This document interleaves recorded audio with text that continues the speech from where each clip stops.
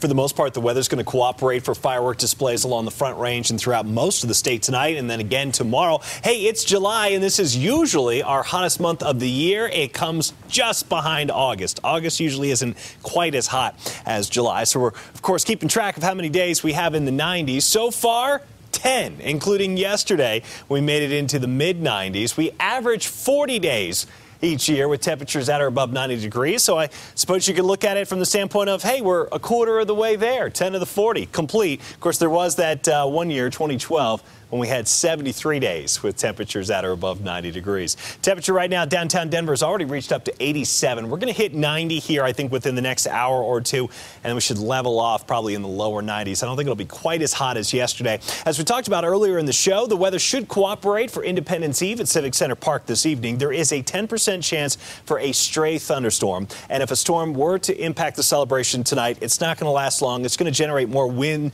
than rain. We could have wind gusts up to maybe 40 miles per hour with any storms along the Front Range this evening. Everything gets underway downtown at 8 p.m. The fireworks follow around 8:30. And, of course, there's the Rockies game tonight. The Reds in town. Rockies back home for the first time in about a week and a half. They'll have fireworks after the game tonight. And, of course, fireworks after the game tomorrow night on the 4th. And the big display over at Elitch Gardens as the park closes at 10 p.m.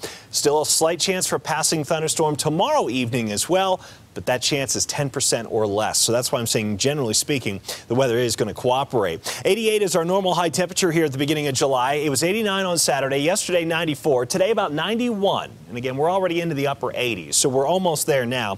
Tomorrow 93 and then 95 on Wednesday. We are certainly in the midst of a heat wave here. Highs will be in the 80s and 90s out on the eastern plains. 90s for the most part on the western slope, near 100 across the state line over in Moab, Utah, and about 87 degrees for a high down in Durango. Mountain areas in the 70s and 80s.